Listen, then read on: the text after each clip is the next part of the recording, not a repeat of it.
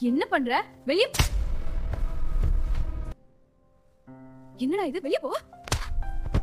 அழகே அழகுல இனிவரும் காலங்கள்ல என்னென்ன சுவாரஸ்யங்கள் நடக்க போகுதுன்னு பார்க்கலாம்.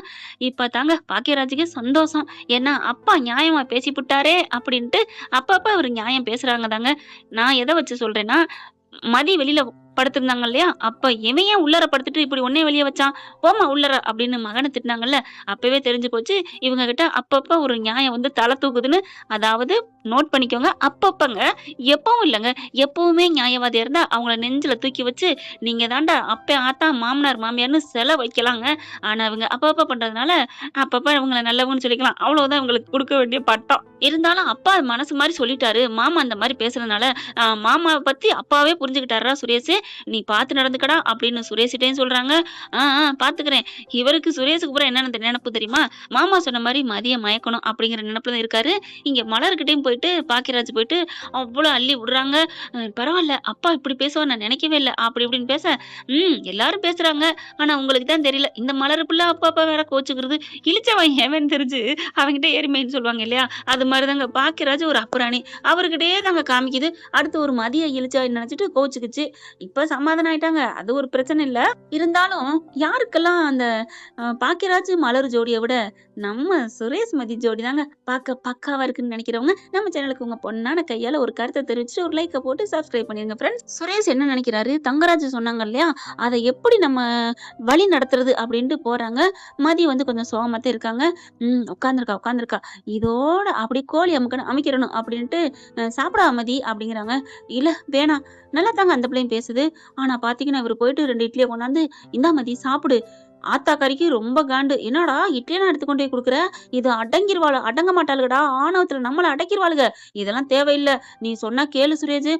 அம்மா போங்கம்மா, பொண்டாட்டிக்கு முடியலன்னா நான் இல்லாம வேற யாரும்மா பாப்பா அப்படின்னு சொல்லிட்டு கொண்டு போறாங்க. கொண்டு போய் குடுக்குறாங்க. மதிக்கு அவ்வளோ ஒரு சந்தோஷம்.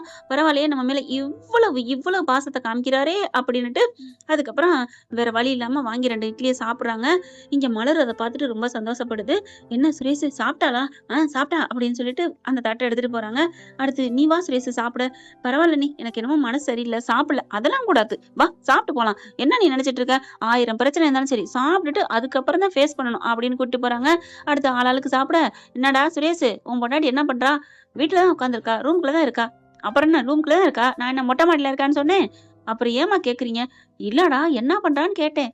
அதத்தாம்மா சொன்னேன் ரூம்ல இருக்கான்னு. உம் இல்லடா ரூம்ல இருக்கா. வேற ஏதாவது பண்ணிக்கிட்டு இருக்காளா? ரூம்குள்ள என்னமா பண்ண போறா? ஐயோ புரியவே மாட்டேங்குது. இல்லடா போன் பாக்குறாளா, தூங்குறாளா, துணிமணி மடிக்கிறாளா? உட்கார்ந்தே இருக்கா. உட்கார்ந்துட்டு ஒண்ணுமே பண்ணாம ஒரு மனுஷன் எப்படா உட்கார்ந்துருக்க முடியும்? தெரியலையே அப்படிங்கிறாரு. அவ மண்டைக்குள்ள நிறைய மைண்ட்ல வச்சிருப்பா. யாரு கூட பேசுறது வைக்கிறது, என்ன பண்ணலாம், அடுத்து என்ன திட்டம் தீட்டலாம். அதனால அவ மூளைக்குள்ள 5-6 மதி ஃப்ரெண்ட்ஸுகளை வச்சிருக்காடா. அதனாலதான் அப்படியே பேசிக்கிட்டு இருப்பா போல இருக்கு தனக்கு தானே.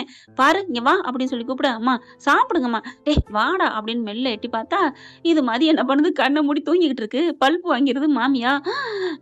சுரேஷ் இல்லடா என்னமோ சொன்னீங்க. அவ யோசிச்சுட்டு இருப்பா அப்படி இப்படின்ட்டு. இப்ப என்ன சொல்றீங்க? இல்லடா நான் பாக்குற நேரம் பூரா இப்படியே வச்சுட்டு விட்டத்தை பார்த்துட்டே இருப்பாடா. அதனாலதான்டா நான் அப்படி சொன்னேன். அப்ப விட்டத்தை பார்த்தா எல்லாரும் யோசிக்கிறான்னு அர்த்தமா? ஆமா நீங்க அப்படித்தான் பண்ணீங்களா? ஆமா. ஐயோ இல்லடா. என்னடா சுரேஷ் என்னைய போட்டு வாங்குற? போங்கம்மா போய் பேசாம சாப்பிடுற வேலையை பாருங்க. அவளே பாவம் மனசுல வந்து கிடக்குறா. ஒழுங்கா இருந்திருக்கணும். எங்களை கொண்டு போய் வச்சால ஸ்டேஷன்ல, அதுவும் உன்கிட்டயே உன் அம்மா அப்பா பத்தி வச்சால. அம்மா அவ உங்க மேலாம் கம்ப்ளைண்ட் குடுக்கலம்மா. என் புருஷன் என்ன திட்டினாருன்னு என் மேலதான் கொடுத்தா. கட்டின புருஷன் மேல எவ்வளவு கொடுப்பாளடா? ஐயய்ய முடிஞ்சு போன கதையை ஏமா இப்ப பேசிட்டு இருக்கீங்க? அதெல்லாம் இல்லடா சுரேஷ். அவளுக்கு தான் ஆண்டேன் வச்சிருக்கேன் ஆப்பு பாத்தில அப்படிங்கிறாங்க. நம்ம அக்கா பத்தி எவ்வளவுதான் ஏத்தி விட்டு போறாரு. அப்போ உங்க பொண்ணுன்னு உங்களுக்கு கவலை இருந்துச்சா இல்லையா? இருந்துச்சு. அதே மாதிரி இந்த பிள்ளையும் ஒரு பொண்ணுன்னு நினைங்கம்மா. ஏமா அப்படி பண்றீங்க? என் பொண்ணு மாதிரி வருமா என்ன? இப்பதான் கொஞ்ச நேரத்துக்கு முன்னாடி ரேவதி இப்படி இருப்பாளான்னு நான் நினைக்கவே இல்லைன்னு திட்டி கழுவி ஊத்துனீங்க.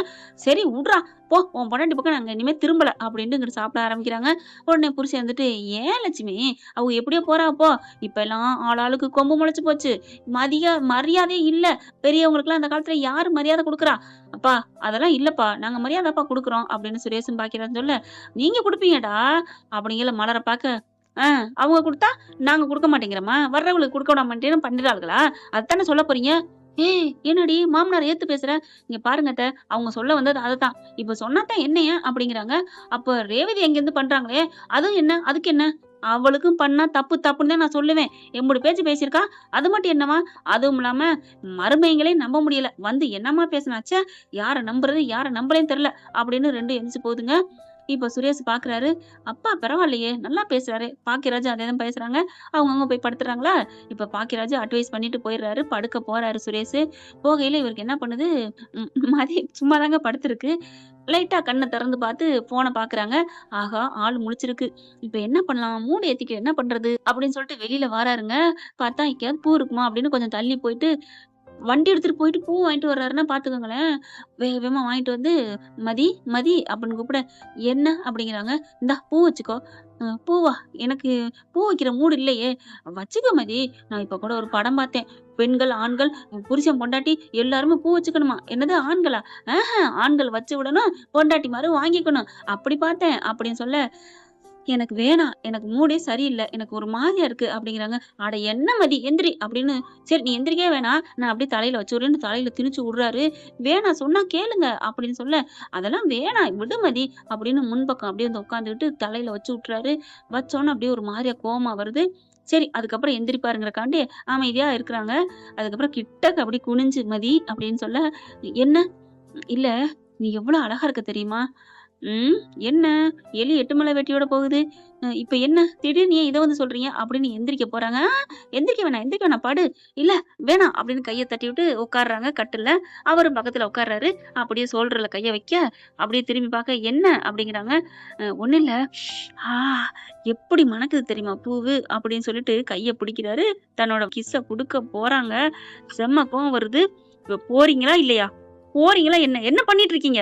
என்ன பண்ணிட்டு இருக்கீங்க?" அப்படின்னு கேட்க, "இல்ல அது வந்து" அப்படின்னு கிட்டக்க குனிஞ்சு கட்டி புடிச்சு இன்னைக்கு அப்படியே சுரேஷ் என்ன பண்றாரு, கிட்டக்க போயிட்டு அவங்க உதட்டுல போய் முத்தத்த குடுக்க போறாங்க. தள்ளி உட்டுறாங்க. "என்ன நெனச்சுட்டு இருக்கீங்க? என்ன நெனச்சுட்டு இருக்கீங்க?" "இல்ல என்ன மதி இப்படிலாம் பண்ற? இன்னைக்கு நமக்கு ஃபர்ஸ்ட் நைட்" அப்படிங்கிறாங்க. "யார் சொன்னா? யார் சொன்னா?" "இல்ல நானா தான்." இல்ல மதி நம்ம 2 பேரும் இப்படி இருக்கக்கூடாதாம் மதி. இருக்கக்கூடாதாம்மா." "யார் சொன்னா?" இல்ல நானா தான்." மாமான்னு சொல்ல வாய எடுத்தாரு. மாமான்டு. "இல்ல நானா தான்." "ஓ! அவன் பண்ணிவிட்ட வேலையா இது? இங்க பாருங்க தயவு செஞ்சு போங்க, போங்க" அப்படிங்கிறாங்க. "இல்ல மதி இல்ல" அப்படின்னு கைய சோல்டரோட புடிச்சு அணைச்சு இறுக்கி கட்டி பிடிக்க போறாரு. இவனுக்கு அறிவே இல்லையா? அப்படிங்கிற அளவுக்கு கட்டி பிடிக்க பாக்குறாங்க. கோவம் வந்துடுது. பலார்ன்னு ஒரு அறை குடுக்குறாங்க. குடுத்த கையோட கொய்ன்னு குறும்பி கூத்தாடுது.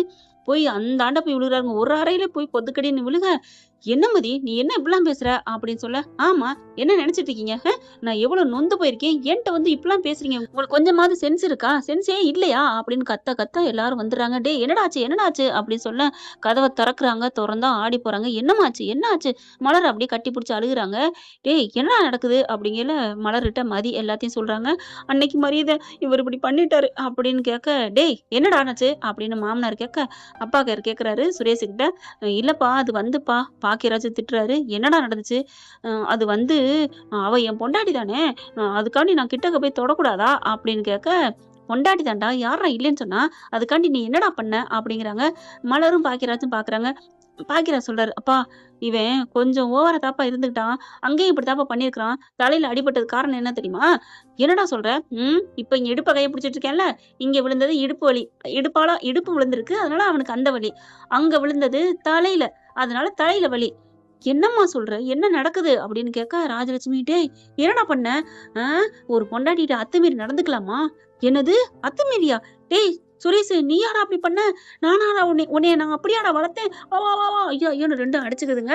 அதுக்கப்புறம் "எப்புட்றா இந்த மாதிரி உனக்கு புத்தி வந்துச்சுன்னு" போட்டு சாத்துன்னு சாத்த, இருங்கப்பா இருங்க. இதுக்கெல்லாம் இவன் காரணம் இல்ல. வேற யார்றா காரணம்? இன்னைக்கு கட்டுன பொண்டாட்டின்னு கூட பார்க்காம, அவங்க அப்பா அம்மா கிட்டே போனாரே உங்க அரும மருமகன். அந்த தங்க ராசு தான். தங்கமான ராசு. "என்னடா சொல்ற?"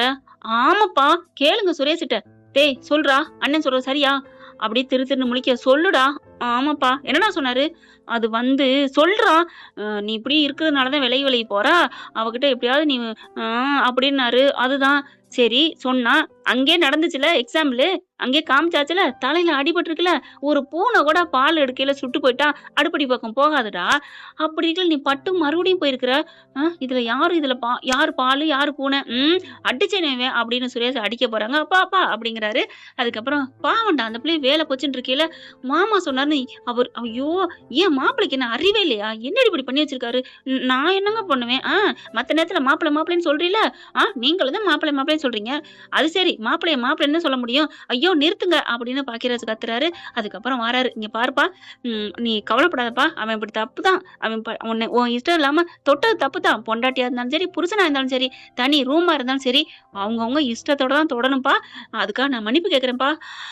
அப்படியே மதிக்கு தூக்கி வாரி போடுது. அங்கிள், மாமா ஒண்ணில்ல அப்படின்னு சொல்ல, நீ தைரியமா போய் பாடு. டேய் நீ வெளில படுறா. நீ இப்படி பண்ணதுக்கு உனக்கு தண்டனை இதுதான். என்னது நான் வெளிலையா? இங்க ஃபேன் காத்தே சரியா வராதே. உனக்கு ஃபேனே போடல தெரியுமா? அப்பா இதெல்லாம் அநியாயம் அப்படிங்கிறாரு. சரி இங்க வேணா, நீ வறண்டால போய் படுத்துக்க. ஃபேனை வேணா போட்டுக்க. நான் அங்கெல்லாம் போய் படுக்க முடியாது. அப்ப இங்க படுக்கிறா ஃபேன் இல்ல, வெளில படுக்கிறா ஃபேனு. ஐயோ நான் வெளில படுத்துக்கிறேன், எனக்கு ஃபேன் வேணும் அப்படிங்கிறாங்க. இங்க பாரு சுரேஷ், இதுதான் ஃபர்ஸ்ட் அண்ட் லாஸ்ட். என்னப்பா இனிமே உங்க மாமா பேச்ச கேட்டுட்டு அப்படி இப்படின்னு ஏதாவது பண்ணேன்னு வச்சுக்கயேன், அப்பாடா நம்ம வீட்டுக்கு இனிமே ஒரு விடியல் அப்படின்னு மலர் பயங்கரமா மனசுல நினைக்குது. என்னாச்சு அப்படிங்கிற மாதிரி பாக்கியராஜன் பார்க்க, ஆமா அவர் பேச்ச மட்டும் கேட்கலாம் நம்ம வீடு நல்லா இருக்கும். உங்க அப்பா உங்க அம்மானா ரொம்ப நல்லவங்க தெரியுமா? அவர் தாங்க மாத்தி வச்சிருக்காரு, மனசு ஃபுல்லா கலந்து வச்சிருக்கிறாங்க. அதுக்கப்புறம் சுரேஷ் உள்ளார போறாங்க. மதியிட்ட நீ போமா, இனிமே அவன் மூச்சு காத்து கூட பக்கம் படாது. ரொம்ப தேங்க்ஸ் மாமா அப்படின்னு போக மலர் வருது. நீ சொன்னியே ஏக்கா அடங்கி போறேன்னு, இது அப்படித்தான். ஒரு நேரம் அப்படி இருக்குங்க, ஒரு நேரம் இப்படி இருக்குங்க. அதுக்காக அம்மா அப்பா இருந்தா என்ன பண்ண போறான்? விட்டா கொடுக்க போறான்னு நான் விட்டு கொடுத்து போறது. மதி பாக்குது. நீ வேணா நினைக்கலாம் அவங்க பிள்ளையா இருந்தா அப்படி விரட்டுவாங்களான்ட்டு. அதுதான் அவங்க அப்படி புத்தியோட தான். நம்ம ஏன் அப்படி இருக்கணும் தான் நான் நினைக்கிறேன். அதுக்காண்டி அவங்க பண்ணது பூரா ரைட்டுன்னு சொல்லல. அக்கா விடுங்க, எனக்கா இப்ப பேசியிருக்கா அதுவே சந்தோஷம் தான் அப்படின்ட்டு மதி போகுது. இவர் போய் போர்வையும் தரான்னு எடுக்க, இது மதி போக கரெக்டா நேரம் அதான் வாசப்படிட்டு வர அப்படியே இடிக்கிறார் ஒரு இடி. தள்ளு அப்படின்னு சொல்ல, இவர்கிட்டயே நம்ம ஒம்பளுத்துக்கணும்ட்டு அப்படியே ஒதுங்கிக்கிறாங்க. அந்த பயம் இருக்கணும். என்னமோ ஊர்ல உலகத்துல இல்லாத அழக வச்சிருக்கலாம் அப்படின்னு போனவர் திரும்பி வராரு. அந்த போர்வையும் தலானியோட நிக்கிறாங்க அந்த கதவு பக்கத்துல. மதி ஆளுங்க எல்லாம் அவங்க படுக்க போயிடுறாங்களா. கிட்டக்க வந்து, ஏய் இருந்தாலும் உனக்கு ஒண்ணு சொல்லட்டுமா?